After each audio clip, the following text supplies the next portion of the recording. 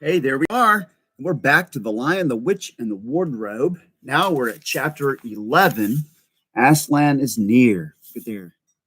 Keep that picture in mind. That's the witch, and there's the dwarf, and there's Edmund. Edmund, meanwhile, had been having a most witch would start to him as she had been at their last meeting, but she said nothing at all. And when at last Edmund plucked up his courage to say, "Please, your man," just said, she answered, "Silence, fool." Then she appeared to change her mind and said, as if to herself, "And yet it will not do to have the brat fainting on the way." And once the dwarf went away and presently returned, bringing an iron bowl with some water in it and an iron plate with a hunk of dry bread on it. He grinned in a repulsive manner as he set them down on the floor beside Edmund and said, "Take us to light for the little prince and dry bread."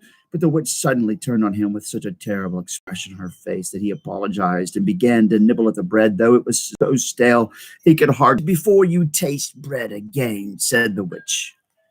While he was still chewing away, the first dwarf came back and announced that the sledge was ready. The white witch rose and went out, ordering Edmund to go with her. The snow was again falling as they came into the courtyard, but she took no notice of that and made Edmund sit beside her on the sledge. But before they drove off, she called Fenris Ulf, and he came bounding like an enormous dog to the side of the sledge. "Take with you the swiftest of your wolves and go at once to the... If they are already gone, then make all speed to the stone table, but do not be seen. Wait for me there in hiding. I meanwhile must go many miles to the west before I find a place where I can drive across the river. You may overtake these humans before they reach the stone table. You will know what to do if you find them." To the snow and darkness as quickly as a horse can gallop. In a few minutes he had called another wolf and was with him down on the dam and sniffing at the beaver's house, but of course they found it empty. It would have been a dreadful thing for the beavers and the children if the night had remained fine, for the wolves would then have been able to follow their trail, and 10 to 1 would have overtaken them before they had got to the cave. But now that the snow had begun again, the scent was cold and even the footprints were covered up. Meanwhile, the dwarf whipped up the reindeer, and the witch and Edmund drove out under the archway and on and away into the darkness of the cold. This was a terrible journey for Edmund, who had no coat. Before they had been going a quarter of an hour, all the front of him was covered with snow. He soon stopped trying to shake it off, because so as quickly as he did that, and a new lot gathered, and he was so tired. Soon he was wet to the skin. Can you imagine how cold he must have been? And oh, how miserable he was. It didn't look now as if the witch intended him to make him a king. All the things he had said to make himself believe that she was good and kind and that her side was really the right side sounded to him silly now. He would have given anything to meet the other at this moment, even Peter. The only way to comfort himself was to try to believe that the whole thing was a dream and that he might wake up at any moment. And as they went on, hour after hour, it did come to seem like a dream. This lasted longer than I could describe, even if I wrote pages and pages about it. But I will skip on to the time when the snow had stopped and the morning had come, and they were racing along in daylight. And still they went on and on with no sound but the everlasting swoosh of the snow and the creaking of the reindeer's harnesses. And then at last the witch said, "What have we here? Stop!" And they did, and Edmund hoped she was going to say something about breakfast, but she had stopped for quite a different reason. A little way off at the foot of a tree sat a merry party, a squirrel and his wife with their children, and 2 satyrs, and a dwarf and an old gray fox, all on stools around a table. Edmund couldn't quite see what they were eating, but it smelled lovely, and there seemed to be decorations of holly, and he wasn't at all sure that didn't see something like a plum pudding. At the moment when the sled stopped, the fox, who was obviously the oldest person present, had just risen to his feet, holding a glass in his right paw. I'm going to play like I'm a fox holding a glass in my right paw. And was going to say something, but when the whole party saw the sled stopping, who was in it, all the gaiety went out of their faces. The father squirrel stopped eating with his fork half mouth like this, right? And stopped with its fork actually in its mouth, and the baby squeaked with terror. "What is the meaning of this?" said the witch.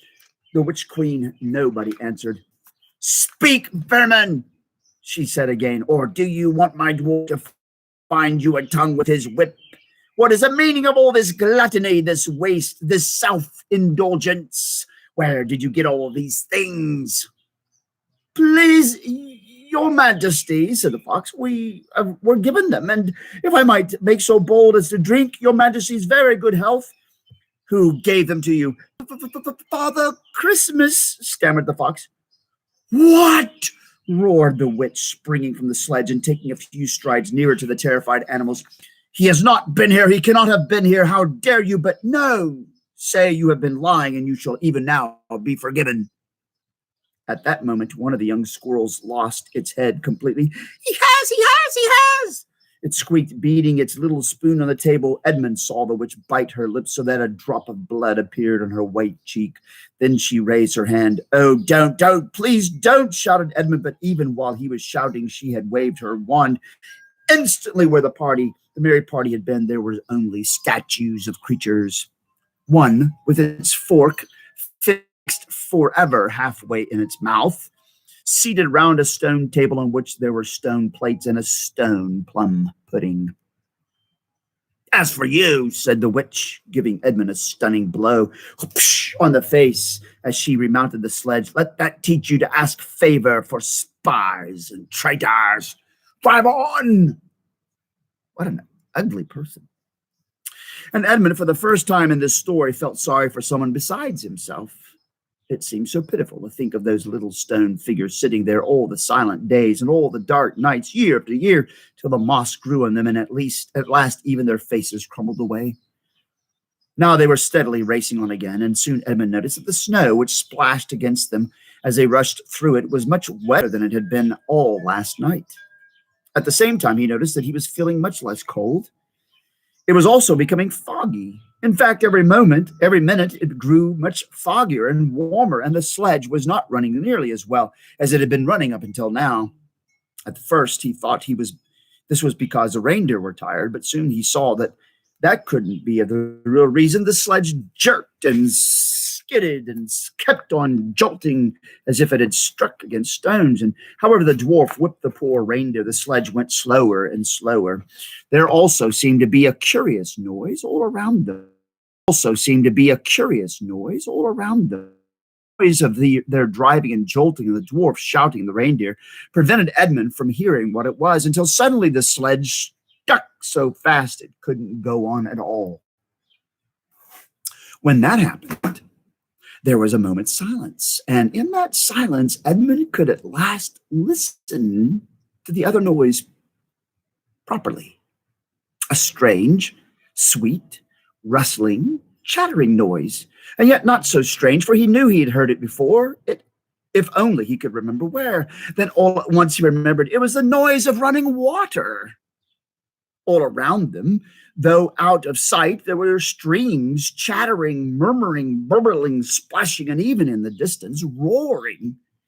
And his heart gave a great leap, though he hardly knew why, when he realized that the frost was over. And much nearer, there was a drip, drip, drip from the branches of all the trees. And then, as he looked at one tree, he saw a great load of snow slide off of it. And for the first time since he had ever entered Narnia, he saw the dark green of a fir tree.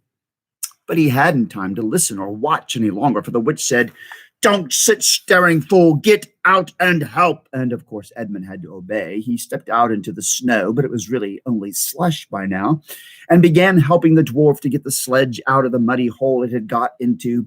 They got it out in the end, and by being very cruel to the reindeer, the dwarf managed to get it on the move again, and they drove a little further, and now the snow was really melting in earnest, and patches of green grass were growing to appear in every direction. Unless you have looked at a world of snow as long as Edmund had been looking at it, patches were after the endless white. Then the sledge stopped again. "It's no good, your majesty," said the dwarf.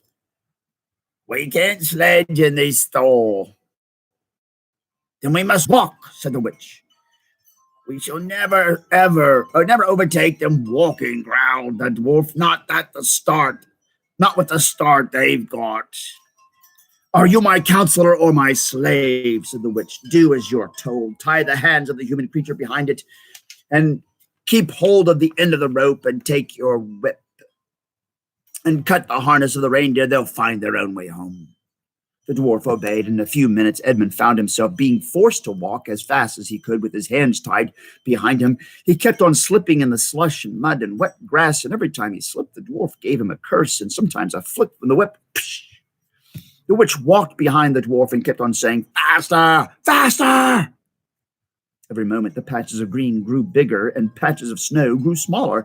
Every moment, more and more, the trees shook off their robes of snow. Soon, wherever you looked, instead of white shapes, you saw the dark green of firs or the black prickly branches of bare oaks and the beeches and elms. Then the mist turned from white to gold and presently cleared away altogether. Shafts of delicious sunlight struck down onto the forest floor, and overhead you could see a blue sky between the treetops. Soon there were more wonderful things happening.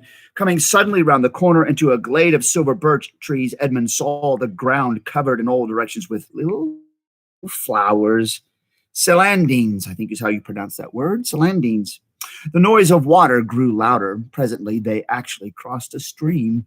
Beyond it, they found snowdrops growing. Those are other flowers.